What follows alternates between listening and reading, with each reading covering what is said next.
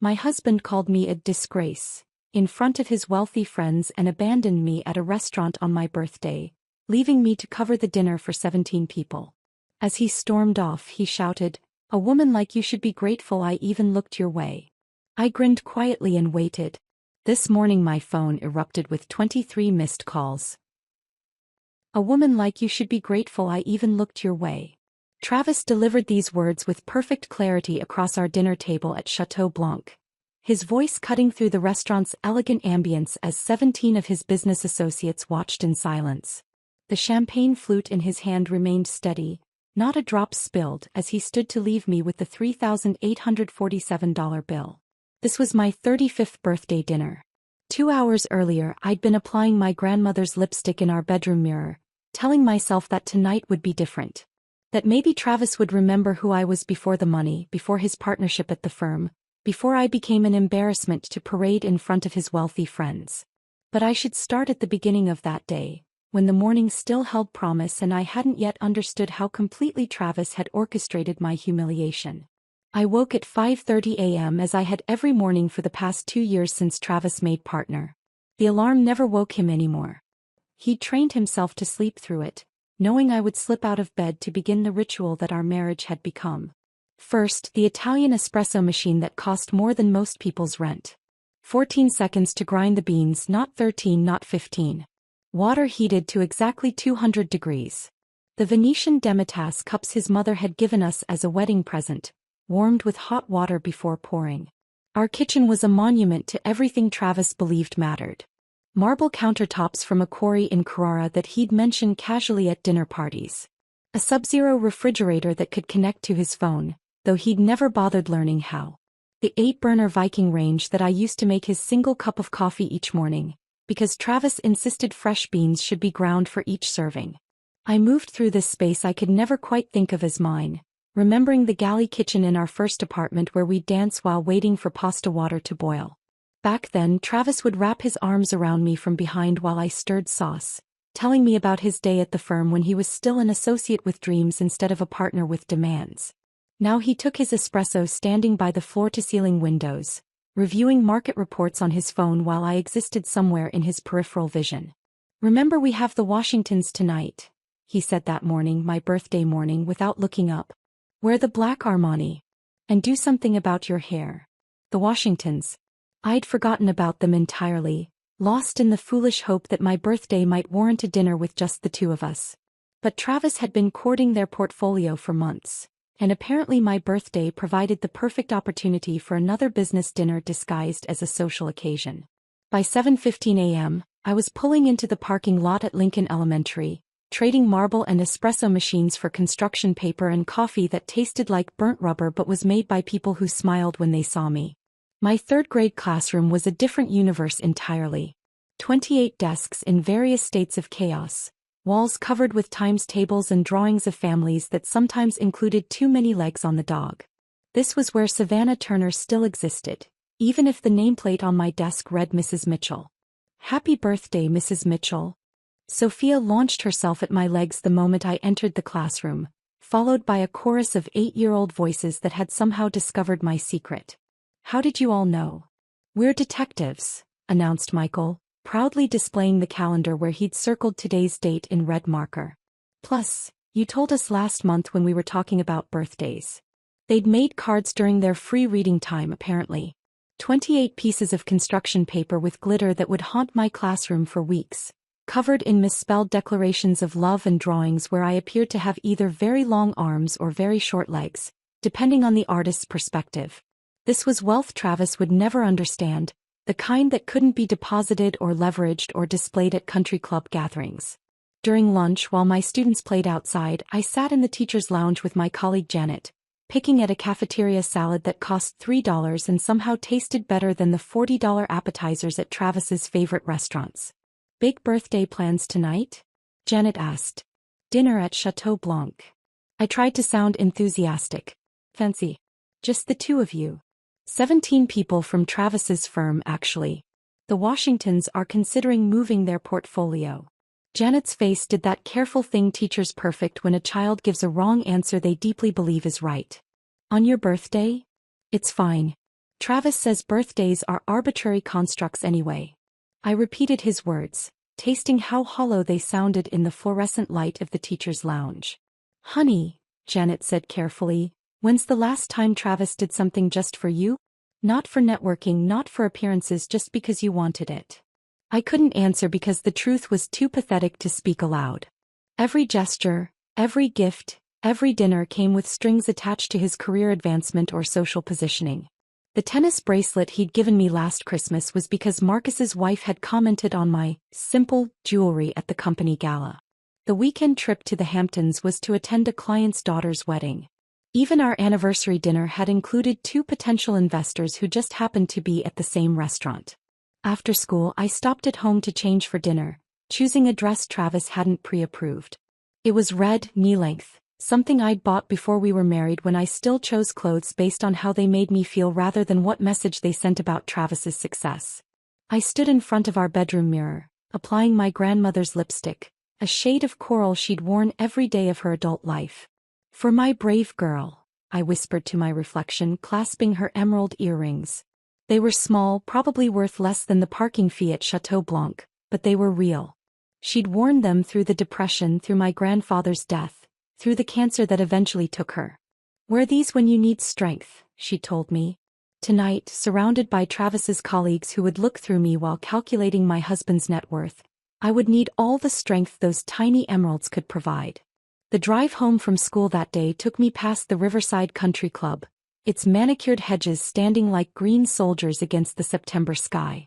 My membership card was in my wallet, a piece of plastic that granted access to a world where I'd never belong, no matter how many times Travis insisted I attend the monthly spouse luncheons. The next one was tomorrow, and my stomach tightened at the thought. The luncheon arrived with unseasonable heat that made my department store dress cling uncomfortably as I walked through the club's oak doors. The main dining room had been arranged with round tables covered in cream linens, each centerpiece a careful arrangement of white roses that probably cost more than my weekly groceries. Patricia Rothschild stood near the bar, her Hermes bag catching the light as she gestured to Jennifer Cross, both of them laughing at something on Jennifer's phone. I chose a seat at their table because Travis had specifically instructed me to cultivate these relationships. Patricia's husband controlled a hedge fund that Travis desperately wanted to manage, and Jennifer's family connections could open doors throughout the Northeast Corridor. As I approached, their conversation stopped abruptly, smiles appearing like masks sliding into place. "Savannah, how lovely," Patricia said, air kissing somewhere near my left ear. "That dress is so cheerful." "Target. Nordstrom Rack, actually." I kept my voice light, refusing to apologize. "How practical. I wish I could pull off that kind of shopping." Her tone suggested she'd rather wear burlap than set foot in a discount store. The waiter arrived with wine selections, and Patricia ordered a bottle of Camus that I knew cost $300 because Travis had ordered it last week to impress clients. As the burgundy liquid filled our glasses, Patricia's hand somehow slipped, sending a cascade of red wine directly onto my lap. The gasp she produced deserved an Academy Award. "Oh no. Your sweet little dress." She pressed napkins against the spreading stain with enough force to ensure the wine penetrated every fiber. "This is entirely my fault. Jennifer, don't you have something in your car?"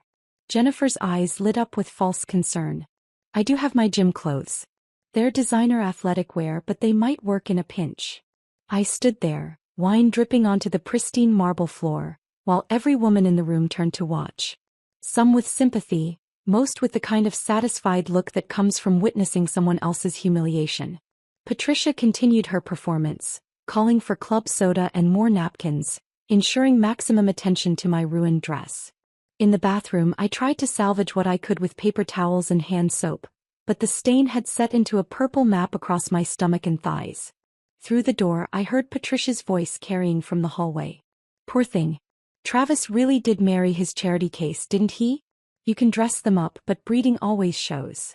"She tries so hard," Jennifer added with mock sympathy. "Last month she actually suggested we should do a fundraiser for public school teachers. As if that's what our philanthropy committee is for. Travis must be mortified. Imagine having to bring her to firm events." I stayed in that bathroom stall for 20 minutes, sitting fully clothed on the toilet seat, staring at the wine stain that looked like blood in the fluorescent light.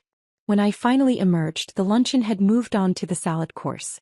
I made my excuses about a teaching emergency and left, driving home in a dress that reeked of alcohol and shame. That evening, Travis barely looked up when I told him about the incident. "Patricia can be clumsy," he said, returning to his laptop. "Maybe wear something less prone to staining next time." 4 months before my birthday, everything shifted, though I didn't recognize it at the time. It was a Thursday afternoon, and I'd come home early with a migraine that had started during fourth period. Travis's car wasn't in the garage, which made sense because he'd told me he was flying to Boston for a client meeting. I was carrying his suits to our bedroom closet when the receipt fell from his jacket pocket, fluttering to the floor like an autumn leaf. La Bernardine. The date was yesterday when he was supposedly in Boston. The timestamp showed 8:47 p.m., around when he texted me about being exhausted from client presentations. The bill was for 2 people. Oysters. Champagne. The chocolate soufflé he always said was too rich for his taste. My hands trembled as I examined his collar, finding a lipstick mark the color of fresh plums, nothing like my coral shade or the nude tones I sometimes wore. It was deliberate, that mark placed where any wife doing laundry would find it. The perfume clinging to the fabric wasn't mine either. Something musky and expensive that made my stomach turn. I photographed everything with my phone, creating a folder I labeled tax documents, in case Travis ever went through my photos.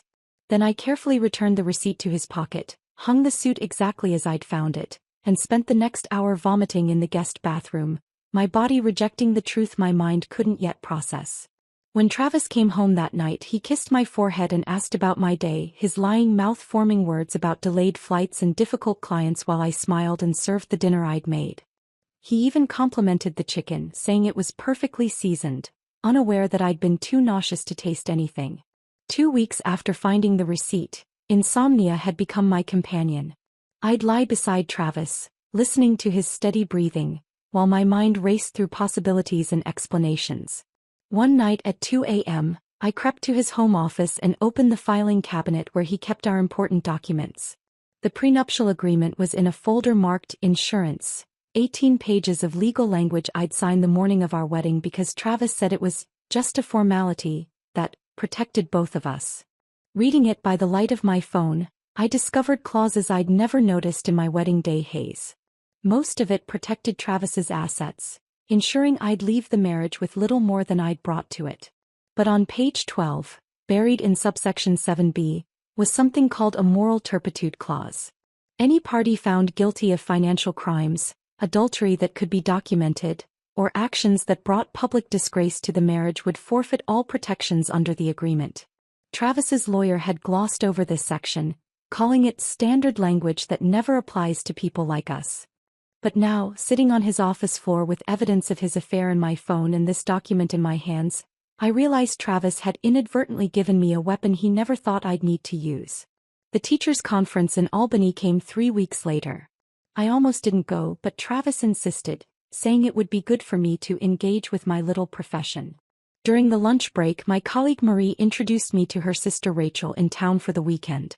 Rachel was everything I wasn't: sharp-edged, direct, with eyes that seemed to catalog every detail. "Marie tells me you teach at Lincoln Elementary," Rachel said over mediocre conference coffee. 8 years now. 3rd grade. She studied my face with an intensity that made me want to check my makeup. "You look exhausted. When's the last time you slept through the night?" The question was so direct, so absent of social niceties, that I found myself answering honestly. "4 months ago." Rachel and Marie exchanged glances. Then Rachel pulled out her business card, sliding it across the table with deliberate casualness. "I'm a forensic accountant. I specialize in divorce cases, helping women understand their financial situations before they make big decisions." She lowered her voice. "Just in case you ever need help understanding your finances. Or anything else." I took the card, my fingers trembling slightly as I tucked it into my wallet behind my grocery store loyalty card. Rachel's eyes met mine with perfect understanding. He knew. Without my saying a word, she knew exactly why I hadn't slept in 4 months, why my hands shook, why I was sitting at a teacher's conference looking like a ghost of myself. "Knowledge is power," she said simply. "And sometimes we need power more than we need sleep." Rachel's business card lived in my wallet for exactly 3 days before I called her. I sat in my car during lunch break watching third graders play kickball through the chain-link fence, and dialed the number with fingers that wouldn't stop shaking. "I need help understanding my finances," I said when she answered, the words tumbling out before I could lose my nerve. "Can you meet me at the coffee shop on Elm Street after school? Bring your last 3 bank statements if you can access them safely." The words stuck with me as I drove home that afternoon, knowing I had exactly 40 minutes before Travis returned from his racquetball game with Marcus. I printed the statements from our joint accounts, my hands moving quickly through his filing system, photographing everything with my phone as backup. The numbers blurred together, deposits and withdrawals I didn't recognize, transfers to accounts I'd never heard of. The doorbell rang just as I was closing the filing cabinet, making my heart pound so hard I thought it might break through my ribs. Through the peephole, I saw a woman in a black suit holding a garment bag, her smile as practiced as her posture. "Mrs. Mitchell? I'm Vivian from Styled Excellence. Your mother-in-law arranged for me to help you prepare for your birthday celebration." Eleanor Mitchell's gift had arrived. I opened the door to find not just Vivian but an assistant wheeling in 2 racks of clothes and what appeared to be a makeup case that could stock a department store. They set up in my living room with the efficiency of an invasion force, transforming the space into a boutique dressing room. "Mrs. Mitchell specifically requested that we ensure you're properly styled for such an important occasion," Vivian said, her eyes already cataloging everything wrong with my appearance. She mentioned there would be significant people attending. She circled me with a measuring tape, calling out numbers to her assistant who typed frantically on an iPad. The way she lifted my arms, pinched the fabric of my shirt, and clicked her tongue at my hair made me feel like a mannequin being assessed for disposal. "Have you considered lip fillers? They would balance your facial proportions beautifully. And perhaps some subtle work around the eyes? Dr. Morrison is excellent with mature skin." Mature skin. I was 34. We'll also need to discuss foundation garments. Proper undergarments can take years off your appearance and create the silhouette these dresses require. She held up a dress that appeared to be made entirely of architectural wire and wishful thinking. This would be stunning with the right support system. For 2 hours I stood there while they dressed and undressed me like a doll, discussing my body as if I weren't inhabiting it. Too soft here, too angular there, skin that needed evening, hair that required professional intervention. By the time they left, promising to return with better options, I felt hollow, scraped clean of whatever confidence I'd been building since taking Rachel's card. I met Rachel at the coffee shop still feeling like my skin didn't fit properly. She took one look at my face and ordered me a large coffee with extra sugar. Bad day. My mother-in-law sent a stylist to fix me for my birthday dinner. Rachel's expression hardened. "Let me guess, you need to look appropriate for the important people?" 17 important people, apparently. I pulled out the bank statements, spreading them across the small table. Travis planned my entire birthday dinner without telling me. I found the email confirmation on our shared calendar this morning. Rachel studied the guest list I'd written down, her fingers stopping at one name. Amber Lawson? His secretary. She's very efficient. Always works late when Travis needs her. The look Rachel gave me could have peeled paint. She turned to the bank statements, her forensic accountant mind already working through the numbers. Her finger traced patterns I couldn't see, connections that made her frown deepen with each page. This withdrawal here, $8,000, labeled as client entertainment. But look at the date. It matches this credit card charge at the St. Regis Hotel. Presidential suite, champagne, room service for 2. Was that a client dinner? Travis was at a conference in Miami that weekend. Interesting conference. She pulled out her laptop, fingers flying across the keyboard. "Let me show you something about financial patterns." For the next hour, Rachel taught me to read my own life through bank statements. The business expenses that aligned with jewelry store purchases. The client gifts that matched charges at La Perla Lingerie. The monthly transfers to an account that wasn't mine, wasn't ours, but somehow drew from our joint funds. "He's spending about $12,000 a month on someone who isn't you," Rachel said quietly. "That's more than your annual teaching salary going to maintain what appears to be a very comfortable parallel life." The coffee shop suddenly felt too small, too warm. I excused myself to the bathroom and stood at the sink, splashing cold water on my face while my reflection stared back with eyes that finally understood. My marriage wasn't failing. It had never existed. I was a prop in Travis's performance of success, a supporting character whose role was to be grateful for the part. When I returned, Rachel had pulled up information about secured credit cards. You need something in only your name. Your teacher's credit union can set you up with one based on your salary alone. Start small, build your own credit history separate from his. Document everything, every charge, every humiliation, every piece of evidence. My sister Emma won't be invited to my birthday dinner, I said suddenly. Travis says she doesn't fit the image we're cultivating. She's an emergency room nurse who saves lives every day, but apparently that's too working class for Chateau Blanc. Rachel's hand covered mine across the table. Then Emma is exactly who you need in your corner. The people Travis excludes are the ones who'll help you survive this. 3 days before my birthday I decided to test something. We were having dinner at home, a rare evening when Travis wasn't entertaining clients or at the club. I'd made coco vin, one of the few dishes he still complimented, and waited until he was on his second glass of wine. Marcus's new Porsche is beautiful, I said casually, cutting my chicken with deliberate precision. The metallic blue one he drove to the club yesterday. Travis's fork paused midway to his mouth. You were at the club yesterday? Teacher in-service day. I had lunch with Patricia and Jennifer. The lie came easily, flavored with just enough truth. They mentioned how successful Marcus has been lately. Marcus leases that car, Travis said, his voice tight.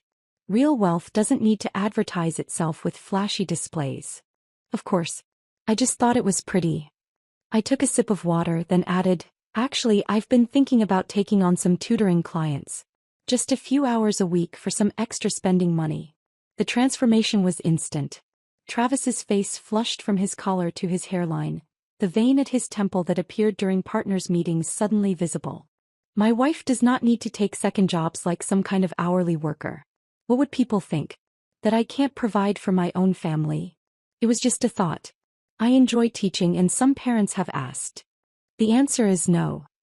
He set down his wine glass with enough force to make the liquid splash. This is exactly why I'm bringing in Vivian to help you. You don't understand how things work in my world. Our world. These small decisions you think don't matter? They reflect on me. On my ability to manage my own household. He stood, leaving his half-eaten dinner on the table. I've invited the right people to your birthday dinner. People who matter. People who can help us rise to where we belong. The least you can do is look and act the part without embarrassing me with talk of tutoring jobs like some desperate suburban housewife. The house felt suffocating after Travis stormed out, leaving his dinner cold on the table and his words hanging in the air like smoke from a fire that had been burning longer than I'd admitted. I stood at our bedroom mirror at 6:30, fastening my grandmother's emerald earrings with steady hands despite the churning in my stomach. The red dress I'd chosen looked defiant against my pale skin, nothing like the black funeral shroud Travis had selected. My phone buzzed with his text, running late. Meet you there. Of course he was.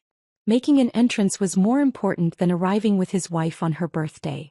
I called an Uber, not trusting my hands on the steering wheel, and watched the familiar streets blur past the window as we headed toward Chateau Blanc. The driver glanced at me in the rearview mirror. Special occasion? My birthday dinner. Happy birthday. Your husband must have something special planned. I managed a smile that felt like breaking glass.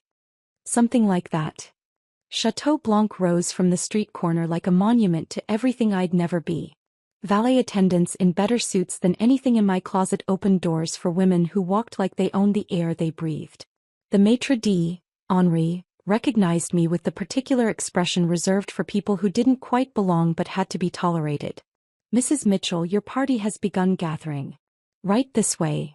The private dining room was already thick with laughter and the clink of cocktail glasses.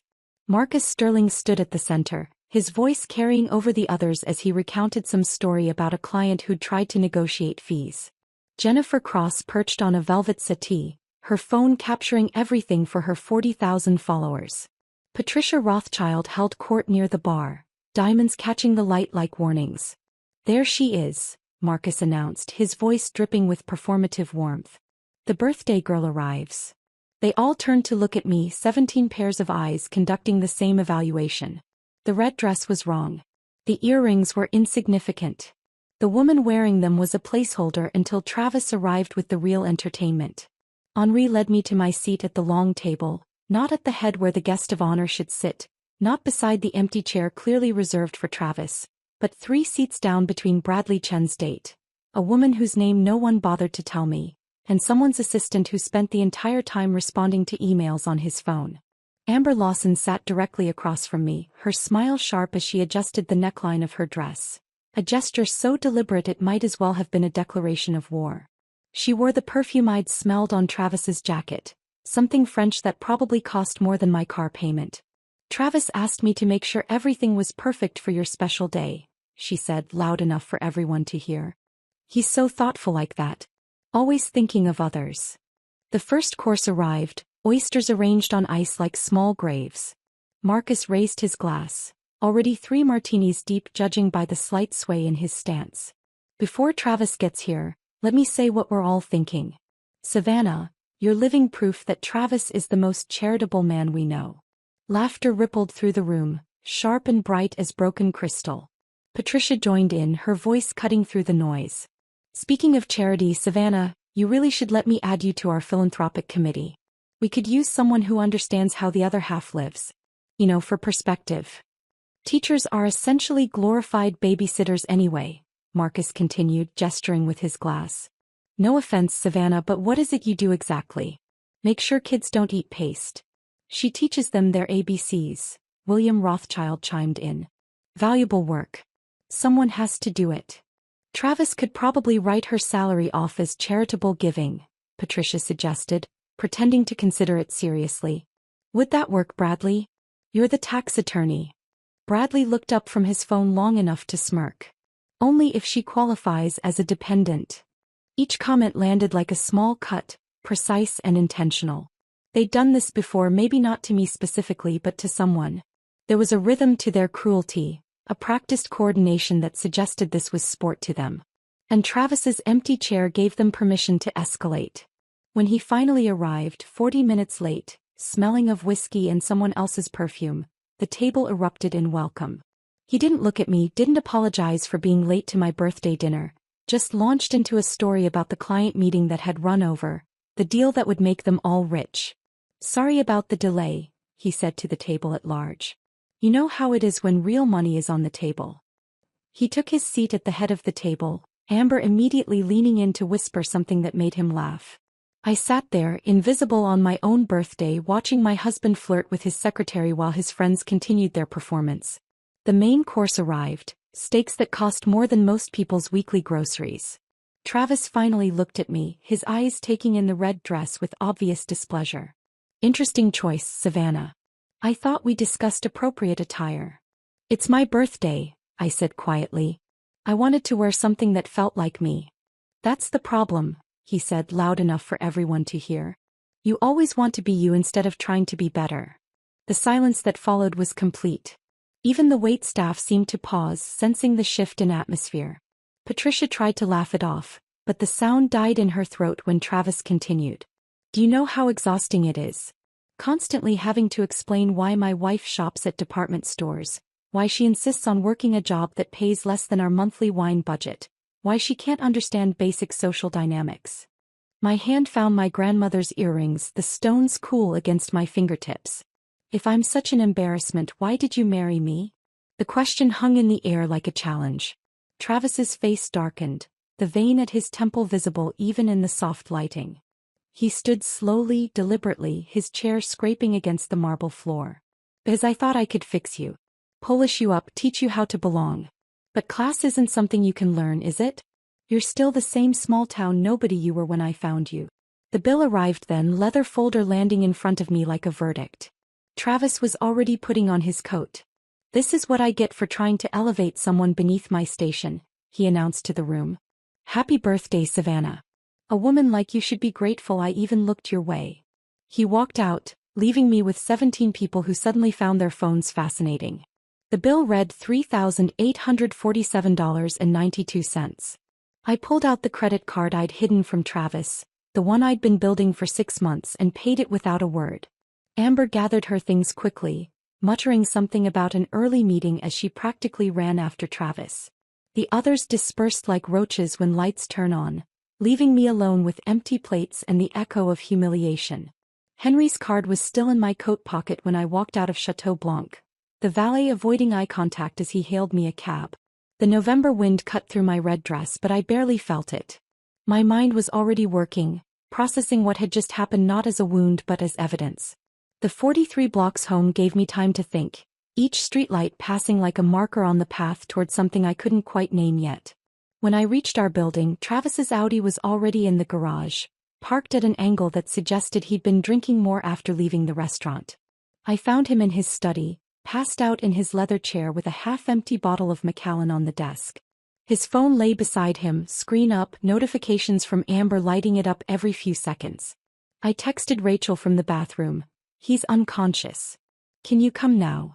20 minutes later, she slipped through our front door like a shadow, carrying a laptop bag and wearing dark clothes that made her look like a very organized burglar. She took one look at Travis, snoring in his chair, and nodded toward his computer. "How long will he be out?" "Based on the bottle, at least 3 hours. Maybe more." She sat at his desk, fingers flying across his keyboard with the confidence of someone who'd done this before. "Most people use the same passwords for everything. Let me guess, his birthday? Anniversary? No, wait. Men like Travis use dates that matter to them. The day he made partner." I watched the login screen accept her third attempt. "How did you know?" "Because narcissists are predictable. They choose passwords that celebrate themselves." The screen filled with folders, organized with the same precision Travis brought to everything except his marriage. Rachel clicked through them methodically, her expression growing darker with each discovery. She plugged in a USB drive, copying files while I kept watch at the door. "Look at this," she whispered, turning the screen toward me. An email thread with someone named Christine, dated 3 months ago. Travis had written, "Savannah still thinks I'm at client dinners. The woman would believe anything if you said it with enough authority. Last night she actually ironed my shirt for my meeting with you." My stomach turned, but Rachel was already moving to another folder. "Exit strategy," labeled with last month's date. Inside were spreadsheets showing money movements, transfers to accounts in the Caymans, property evaluations for assets I didn't know we owned. A draft email to a divorce attorney outlining his plan to claim I was mentally unstable, that my paranoid delusions about affairs made me an unfit spouse. "He's been planning this for months," Rachel said, copying everything. "But look here, he's sloppy. These transfers? They're from client accounts. He's moving their money through offshore accounts before bringing it back as investment returns. That's wire fraud." The next morning, I called the number Henri had discreetly written on his card. He answered on the first ring, his accent thicker over the phone. "Mrs. Mitchell, I hoped you would call. You said you had security footage?" "Multiple angles. The dining room, the entrance, even audio from the table microphones we use for training purposes. What happened to you last night? In 30 years of service, I've never seen such cruelty." We met at a coffee shop near the restaurant. Henri arrived with a tablet, looking around nervously before sitting across from me. He pulled up the footage, and suddenly I was watching my humiliation from the outside.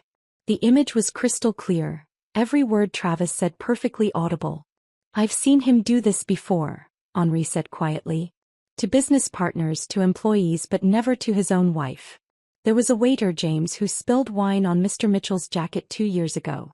Your husband had him fired, blacklisted from every restaurant in the city. James works construction now. Why are you helping me?" Henry's eyes softened. "Because someone should have helped you long ago. And because my daughter." He paused, choosing his words carefully. "My daughter married a man like your husband. By the time she gathered the courage to leave, she had no evidence, no support. The court believed him, not her." He transferred the files to my phone, then handed me a written statement he'd already prepared, detailing what he'd witnessed. "If you need other witnesses, 3 of my servers have agreed to testify. They were appalled by what they saw." 2 days later, I sat across from Margaret Chin in a tiny cafe she'd chosen, one where no one from Travis's world would ever venture. She looked different from the last time I'd seen her at a firm event. Healthier, stronger, like she'd recovered from a long illness. Bradley destroyed me in our divorce, she said without preamble. But Travis was the architect. He coached Bradley on exactly what to say, which doctors to reference, how to make me look unstable. I have the emails to prove it. She slid a folder across the table, her hands perfectly steady. Travis billed Bradley for the consultation. $50,000 for destroying my life, itemized as legal services. But here's what they didn't know. I recorded Bradley practicing his testimony. Travis's voice is clear as day, telling him which words would trigger custody concerns. Why didn't you use this before? Because I was scared. Broken. It took me 2 years of therapy to even look at this evidence again. But when I heard what he did to you on your birthday, I knew it was time. She met my eyes directly. Travis Mitchell has destroyed enough women. It ends with us. That evening, Rachel came over with her laptop and a box of documents. We spread everything across my dining room table while Travis attended another poker night.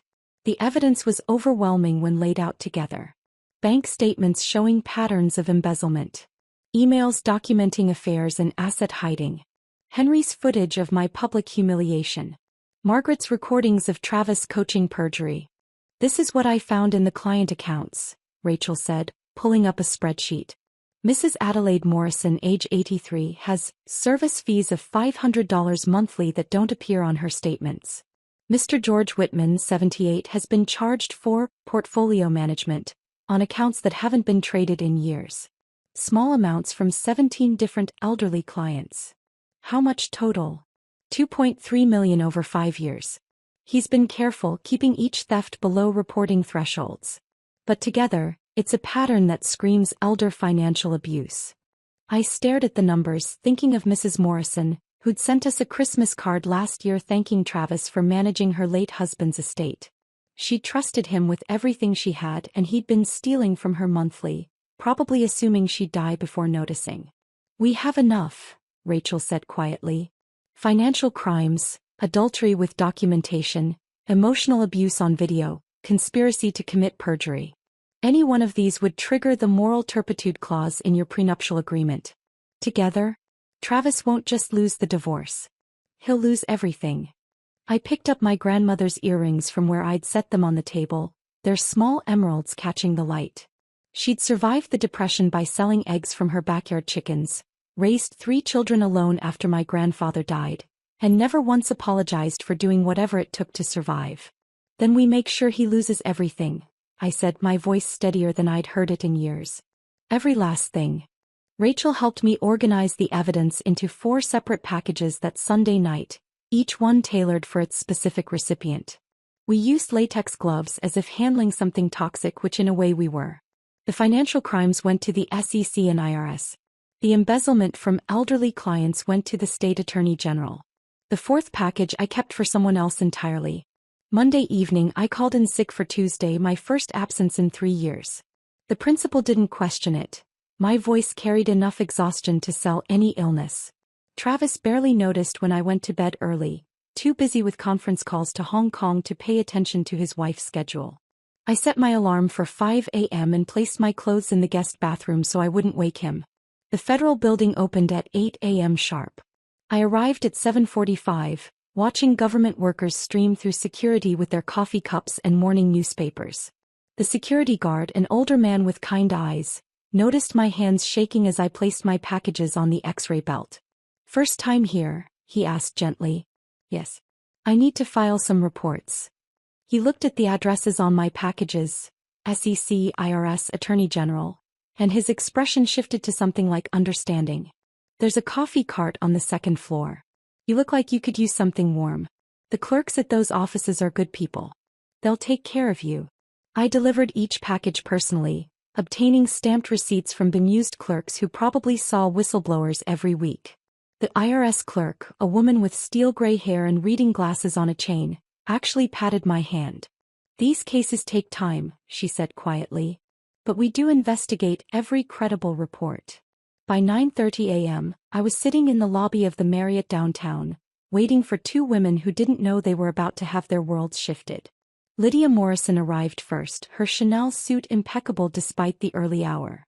Adelaide Whitman followed 5 minutes later, pearls at her throat and confusion in her eyes. Savannah, Lydia said, air-kissing my cheek with practiced efficiency. Your message was rather cryptic. What's this about? I'd chosen my words carefully when reaching out to them. Just enough urgency to ensure they'd come, not enough detail to spark defensive loyalty to their husbands. Both women's spouses were Travis's biggest clients, and both men had been at my birthday dinner, laughing at his cruelty. I need to show you something, I said, pulling out my tablet. But first I want you to know that what you do with this information is entirely your choice. I showed them the photos first. Travis with a red head at La Bernardine, his hand on her lower back. Travis entering the St. Regis with a blonde who definitely wasn't me. The receipts came next, jewelry purchases that matched neither woman's collection, hotel charges on dates when Travis was supposedly with their husbands. Why are you showing us this? Adelaide asked, though her face had already gone pale. Because your husbands were there. They knew. Look at this credit card statement. A dinner for 4 at 11 Madison Park. Travis, Marcus, your husband George, and someone named Christine. The same night George told you he was at that medical conference. Lydia grabbed the tablet, zooming in on the statement. Her breathing changed, became shallow and quick. Robert was supposed to be with him at that conference. They were sharing a room to save the company money. There was no conference, I said gently. I have the emails where they planned the cover story. Adelaide's hands shook as she reached for her phone. George's secretary. She always knows his real schedule. She dialed, speaking quickly, then hung up. Her face had shifted from confusion to rage. There was no medical conference. She says he was in the city all week. They cover for each other, I said. It's a system. They've been doing it for years. Both women sat in silence for several minutes, processing what I'd shown them. Then Lydia straightened, her spine becoming steel. Send me everything. Everything you have. Me too, Adelaide whispered. All of it. I transferred the files to their phones, watching their faces harden with each new piece of evidence. These weren't just Travis's victims. They were allies in waiting. David Yamamoto met me at a diner near his newspaper's office. His excitement barely contained as he slid into the booth across from me. He'd been investigating Travis's firm for 6 months, following paper trails that led nowhere, sources who wouldn't talk. You said you have documentation? His notebook was already out, pen poised. I handed him a flash drive. Financial records, emails, evidence of embezzlement from elderly clients. Everything you need to verify your investigation. His eyes widened as he scrolled through the files on his laptop. This is incredible. How did you get this? I lived with it for 2 years. I just finally started paying attention. The Morrison account alone is enough for a front-page story. These patterns of theft, and you're willing to go on record. Wednesday morning, I said firmly. Not before. I need 48 hours.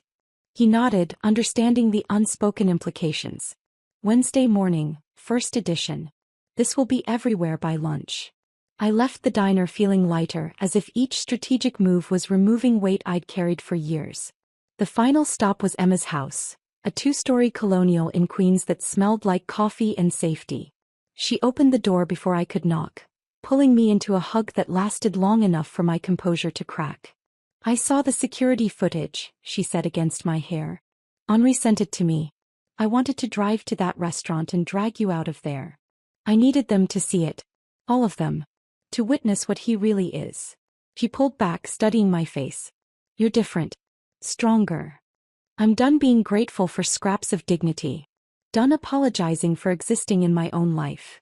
Emma had prepared the guest room with military precision. Fresh sheets, extra blankets, a phone charger by the nightstand. My grandmother's jewelry box sat on the dresser, moved here weeks ago when I'd started planning.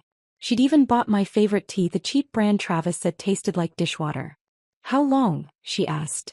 As long as it takes for him to realize I'm not coming back. Good. Stay forever if you need to. Mia's been asking when Aunt Savvy is coming to visit. Her daughter, my 15-year-old niece, appeared in the doorway as if summoned. Mom says Uncle Travis is a walking trust fund with a personality disorder. Mia. Emma scolded, but I laughed, the first real laugh I'd had in months. Your mom's not wrong. That night, I lay in Emma's guest bed, listening to the unfamiliar sounds of a house where people actually lived instead of performed. No marble countertops requiring perfect silence. No judgment hovering in every corner. Just a home where I could exist without apology. My phone sat dark on the nightstand. Travis hadn't called yet. He probably hadn't even noticed I was gone, assumed I was sulking in the guest room over my birthday disaster.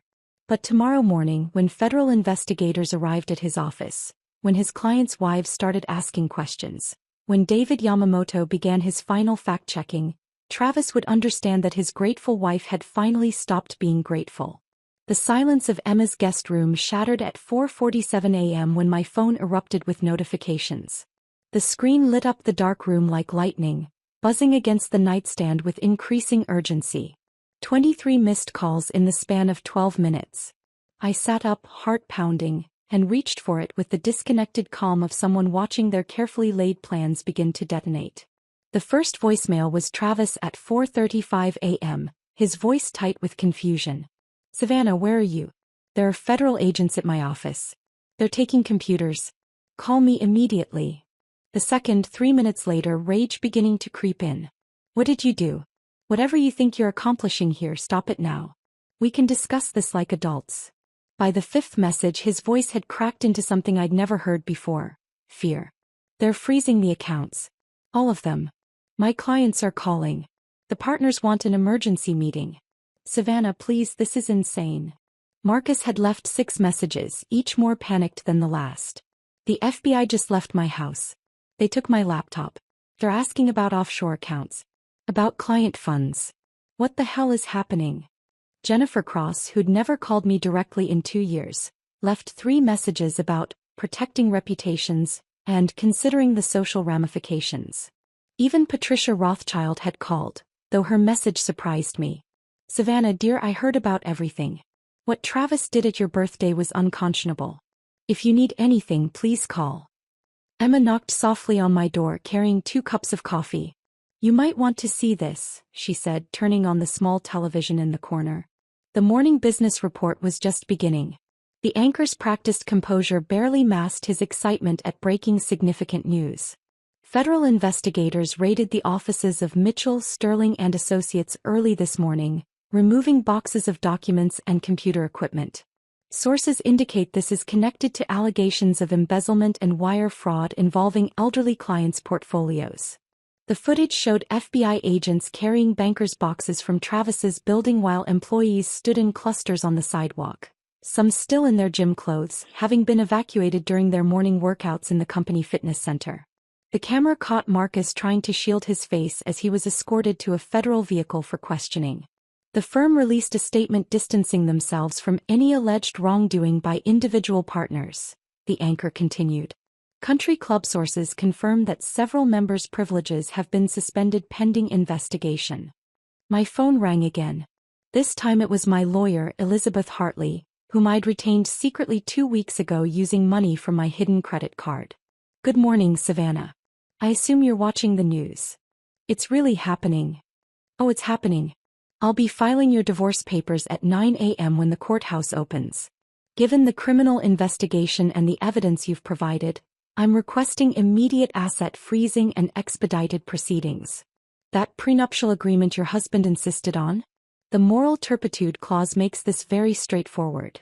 At 7:15 a.m., Emma was making breakfast when we heard the car screech into her driveway. Through the kitchen window, I could see Travis's Audi parked at an angle, one wheel on the lawn Emma carefully maintained. He emerged looking like a stranger, his usually perfect suit wrinkled beyond recognition, his face unshaven, his hair standing at angles that suggested he'd been running his hands through it repeatedly. "Stay upstairs," Emma said firmly. "I'll handle this." But I needed to see him. Needed to witness this moment I'd imagined so many times while lying beside him in our cold bed. I stood at the top of the stairs, just out of sight, listening. Travis pounded on the door with both fists. "Emma, open up. I know she's there. I know my wife is there." Emma opened the door but kept the chain on, speaking through the gap. "She doesn't want to see you, Travis. I don't care what she wants. She's destroyed everything. My career, my reputation, my life. She needs to fix this." "Fix what?" "The mess you created. I gave her everything." His voice broke, raw and desperate. I took her from nothing, from her pathetic little teacher life, and I made her somebody. I introduced her to important people, taught her how to dress, how to act. She was nobody before me. Emma's voice remained steady. She was my sister before you. She was a teacher loved by her students. She was a woman with friends and dignity and self-respect. You took all of that and convinced her she should be grateful for the privilege. This is kidnapping. He's my wife. I'll call the police. Call them. I'm sure they'd love to hear from you right now, what with the federal investigation and all. Travis slammed his hand against the door frame. She planned this. That birthday dinner, she knew I'd react. She set me up. You humiliated her in front of 17 people. You called her a disgrace. You abandoned her with a $4,000 bill. On her birthday. And you think she set you up? I was teaching her a lesson about belonging, about understanding her place. There was a long pause. When Emma spoke again, her voice was ice. Her place was never beneath you, Travis. You just needed her to believe it was. The sound of his fist hitting the door made me flinch. When I fix this, and I will fix this, she's going to pay. She thinks she's won something here? I'll make sure she never teaches again. I'll make sure everyone knows what kind of vindictive, pathetic creature she really is. Get off my property before I call the police. And Travis? She's not your wife anymore. She's just Savannah Turner, the woman who finally remembered her worth. I heard his car door slam, tires squealing as he reversed out of the driveway. Emma found me sitting on the stairs, my whole body shaking. Did you hear what he said? Even now, even with everything crashing down, he still thinks I should be grateful. That's why you're going to win, Emma said, sitting beside me. Because he still doesn't understand what he's lost. Elizabeth called at noon. Papers are filed. The judge granted the emergency asset freeze based on the criminal investigation. Travis's attorney already called, desperate to negotiate, but I told them we'll see them in court. The prenuptial agreement is clear. Moral turpitude voids all protections. Given the evidence of embezzlement, adultery, and financial abuse, you're looking at significant alimony, the apartment, and half of all legitimate assets. What about the stolen funds? Those will be returned to the clients, of course. But his legal assets, the ones he earned legitimately? Those are subject to division. And Savannah? It's substantial. Even after the criminal restitution, you'll be financially secure. The local news at 6 showed Travis being escorted from his office building by federal agents. Not in handcuffs, but clearly not free to leave. His partners stood in the background, their faces carefully neutral, already distancing themselves from the man who'd brought scandal to their door. My phone had been silent for 3 hours when a text came through from an unknown number. It was a photo from Henri at Chateau Blanc, the reservation book for my birthday dinner, with Travis's handwriting noting 17 guests, table placement critical, at end. He'd planned even where I would sit, ensuring my humiliation would be visible to everyone. I stared at Henry's photo of the reservation book for a long moment, tracing Travis's handwriting with my finger. He'd orchestrated every detail of my humiliation with the same precision he brought to his investment strategies. The calculation of it, the deliberate cruelty, somehow freed something in me. There was no love to mourn, no partnership to grieve.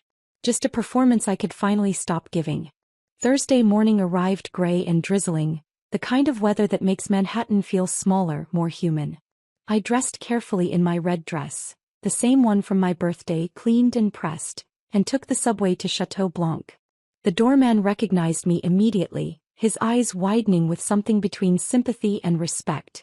Madame Turner, he said, using my maiden name though I hadn't told him about the filing. Welcome back. The restaurant was quieter during breakfast service, sunlight filtering through windows I hadn't noticed during that nightmare dinner. Henri appeared before I could ask for him, leading me to a small table by the window, the same section where I'd been humiliated but transformed by daylight into something almost peaceful. Your coffee, he said, placing a cup in front of me without my ordering. And please, this is on the house. Always. Henri, I can't. You must understand something, he interrupted gently. After what happened here, 3 of my servers threatened to quit if we continued serving Mr. Mitchell. The owner reviewed the footage himself and made a decision. Your former husband is permanently banned from this establishment. We do not serve people who treat others as he treated you. An elderly woman at the next table leaned over slightly. Excuse me, dear. I was here that night. Your birthday. I want you to know that everyone in this room was appalled by that man's behavior. The strength you showed paying that bill with dignity while he stormed out like a child. It was remarkable. Her husband nodded. We've been married 53 years. Never once has she had to question her worth in my eyes. That's what love looks like, young lady. What you experienced wasn't love. It was possession. I sat in that restaurant for an hour, drinking coffee that tasted like absolution, watching the city wake up outside windows that no longer felt like barriers but like possibilities. Elizabeth called at noon. They're ready to settle. Can you be at my office by 2? The conference room in Elizabeth's law firm felt different from Travis's world of marble and intimidation. This was practical luxury. Comfortable chairs, decent coffee, windows that actually opened. Travis was already there when I arrived, flanked by 2 attorneys who looked like they'd rather be anywhere else. He looked smaller somehow, diminished in a way that had nothing to do with his wrinkled suit or the shadows under his eyes.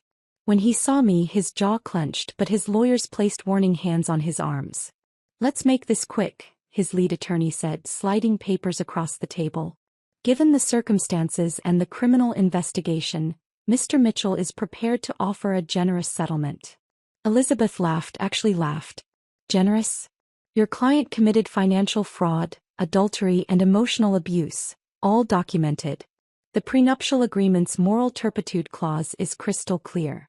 This isn't a negotiation. It's damage control. The terms were better than I'd imagined. The apartment free and clear. Half of all legitimate investments, transferred immediately. Monthly alimony that tripled my teaching salary, guaranteed for 10 years. Travis's hand shook as he signed, his signature deteriorating with each page until it was barely recognizable. You destroyed me, he said quietly, not looking up from the papers. I gave you everything. No, I said, my voice steady. You took everything and convinced me I should be grateful for the loss. His attorney nudged the last page forward. Travis signed it and pushed back from the table, standing to leave. At the door he turned back. You'll never be anybody without me. I was always somebody, I replied. You just needed me to forget it. Sunday dinner at Emma's house felt like breathing again. Her husband Mike had made his famous lasagna, the kitchen warm with garlic and laughter. Their daughter Mia was getting ready for her first high school dance, standing in front of the hallway mirror adjusting a dress that made her look older than 15. Aunt Savvy, do I look okay? She asked, uncertainty creeping into her voice. I stood behind her, meeting her eyes in the mirror. Then I reached into my purse and pulled out my grandmother's emerald earrings, the ones that had witnessed my humiliation and survival. These belong to your great-grandmother, I said, fastening them carefully. She wore them through the depression, through loss, through everything life threw at her. She told me they were for brave girls who needed strength. They're beautiful, Mia breathed, touching them gently. She also told me something else, I continued. A woman's worth doesn't come from the man who notices her or the friends who approve of her or the clothes she wears. It comes from the strength she shows when tested, from the kindness she maintains when the world is cruel, from the dignity she holds when others try to take it. Mia turned and hugged me tightly. Mom told me what Uncle Travis did. How he treated you. And now you know what not to accept, I said. Those earrings have seen strong women survive worse and come out better. Tonight they'll see you dance and laugh and be exactly who you are without apology. Monday morning came early, my alarm singing at 6 a.m. for the first time in a week. I dressed in my favorite teaching cardigan, the one with the coffee stain from a student's enthusiastic hug, and drove to Lincoln Elementary feeling like I was returning from a very long journey. The parking lot was fuller than usual. As I walked toward the building, I noticed other teachers smiling more broadly, the security guard actually saluting as I passed. It wasn't until I reached my classroom that I understood why. A banner stretched across my doorway. Welcome back, Miss Turner. We missed you. In rainbow letters colored outside the lines with third-grade enthusiasm. 28 small faces beamed at me from their desks, some bouncing with excitement. Miss Turner, Sophia shouted, not bothering with inside voices. You changed your name back. Mom says that means you're yourself again. That's exactly what it means, I said, my throat tight with emotion. Michael raised his hand. Were you sick? You never miss school. I was a little sick, I admitted. But I'm better now. Good, he said seriously. Because we had a substitute who didn't know the good morning song and she said we couldn't have reading circle on the carpet and she didn't laugh at my jokes. I looked around my classroom at construction paper butterflies and missed math facts and tiny humans who saw me as Miss Turner who read stories with voices and let them eat goldfish crackers during spelling tests. Not as a charity case or an embarrassment or someone who should be grateful for attention. Just as their teacher who had been gone and was now back where she belonged. The morning sunlight caught the cheap plastic bracelet Sophia had made me weeks ago, still on my wrist where I'd placed it with the same care Travis had demanded for his Venetian coffee cups. This was wealth he'd never understand, being loved for who you were, not what you represented. All right, everyone, I said, settling into my desk chair that squeaked and had suspicious stains but felt more like home than Italian leather ever had. Who wants to tell me everything I missed? 28 hands shot into the air, voices already bubbling over with stories about loose teeth and new pets and soccer games where they'd scored or hadn't but tried really hard. This was my life, my real life, the one Travis had tried to convince me wasn't enough. Turns out it was everything. If this story of calculated revenge kept you riveted to every twist and turn, hit that like button right now. My favorite part was when Savannah walked back into Chateau Blanc wearing that same red dress, holding her head high while Henri told her Travis was permanently banned. What was your most satisfying moment? Share it in the comments below. Don't miss more gripping stories of betrayal, redemption, and sweet justice. Subscribe and hit that notification bell so you never miss an upload.